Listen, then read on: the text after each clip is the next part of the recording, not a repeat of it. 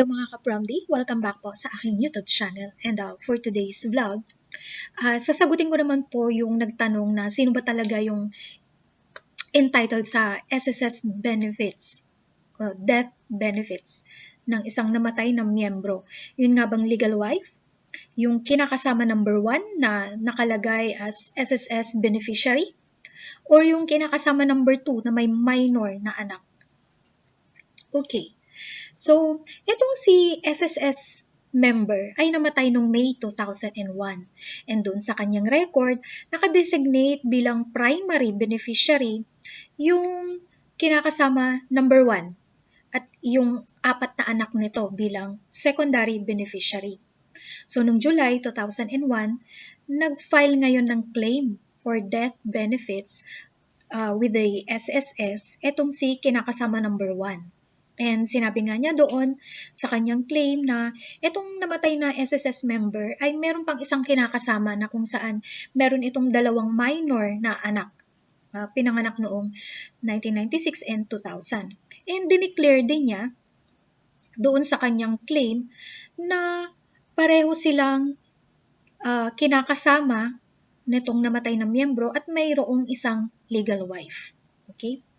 Pero itong legal wife ay matagal na silang hiwalay nitong SSS member na namatay. Okay. So, noong 2001, October naman, nag-file ng death benefit claim sa SSS itong si legal wife. Nilagay niya doon na siya nga yung naunang pinakasalan nitong namatay na SSS member. So, noong December 2001, dininay yung death benefit claim ni kinakasama number 1. And ang nirecognize nila na beneficiary ay yung menor de edad na anak ng kinakasama number 2. Okay? Sila yung primary beneficiaries according sa SSS law. So, nung na-find out kasi ni SSS pagkatapos ng kanyang investigation na noong March 1992, pinakasalan itong si kinakasama number 1 while subsisting or existing pa yung marriage, hindi pa napapawalang bisa yung kasal kay legal wife noong 1967. Okay? So, nung time na kasi yon nangyayari yon kasi hindi pa masyadong mahigpit yung requirements. Pwede kang magpakasal na hindi ka na hinihingian ng certificate of no marriage. Okay? Nung time na yon. Okay. So, dininay yung kanyang claim and ang sabi nga ng SSS, yung minor children dapat ng namatay na SSS member ang primary beneficiary. Okay? Under the SSS law. So, nag-file ng petition itong si kinakasama number 1 at inattach niya rito na nagkaroon na nga ng waiver nag-execute ng waiver in writing itong si legal wife laban para sa kanyang claims. Okay? Sa SSS na ng namatay na asawa nito. So, ipinresenta ngayon ni kinakasama number 1 yung waiver ni legal wife. Okay? Now, kahit na natanggap nila yung waiver na yon, in-affirm pa rin ng SSC yung desisyon ng SSS kasi ayon sa kanilang field investigation, yung certification of marriage, nakalagay doon na pinakasalan itong si kinakasama number 1 na meron pang existing na marriage itong si SSS member. So, void yung kasal ni kinakasama number 1. And now, considering na itong si Editha, itong si legal wife ay hindi entitled sa death benefits, ganun din itong si kinakasama number 2, in-apply ngayon ng SSC yung Section 8 ng RA 8282, yung SSS law, na siyang batas nung time na namatay ang SSS member noong May 2001. And sinabi nga niya na yung dependent legitimate and illegitimate minor child ng namatay na miyembro ay considered primary beneficiaries. So, mula dun sa records, napag-alaman na etong namatay na miyembro ay may isang legitimate child, pero nauna nang namatay. And may mga illegitimate children kay kinakasama number 1 at kay kinakasama number 2. Pero ayon sa kanilang certificate of live birth, yung 4 illegitimate na anak kay kinakasama number 1 ay hindi na mga minor de edad kasi sila ay over 21 years old na noong namatay itong SSS member.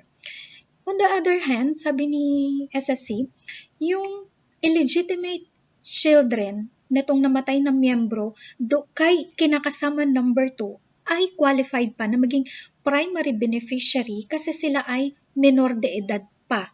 Okay? Now, nag-motion for reconsideration, itong si kinakasama number 1 denied. Okay? Now, ang sabi ni SSC, yung waiver na sinubmit ni legal wife na sinabi niya doon sa waiver na wala na siyang interest sa outcome ng case, considering na hindi siya entitled sa benefit because hindi nga sila nagsasama na nitong namatay na SSS member at meron na siyang ibang kinakasama. Hindi ito binigyan ng consideration. Kasi nga yung waiver na yon parang ginamit ni kinakasama number 1 para mapunta sa kanya yung SSS benefit claim. Okay? So, ang sabi ni kinakasama number 2, right,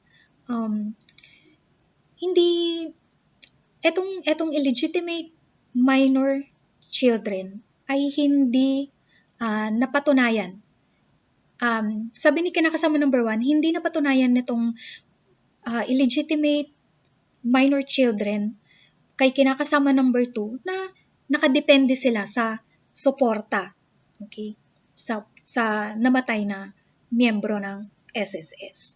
Sabi naman ng korte, regardless, hindi kinakailangang magbigay ng prueba na sila ay dependent sa namatay na member for support during his lifetime. Okay? Ang sinasabi ng SSS ayon dito sa Section 8 ng RA 8282, meron lamang mga taong pwedeng maging qualified na beneficiary ng namatay na SSS member. And in this case, only the illegitimate children ng SSS member doon kay kinakasama number 2 ang qualified kasi sila lang yung minor children at the time na namatay ang kanilang ama. So, umapila, denied pa rin yung kanyang motion for reconsideration, umabot ng Supreme Court. Okay? And pagdating sa Supreme Court,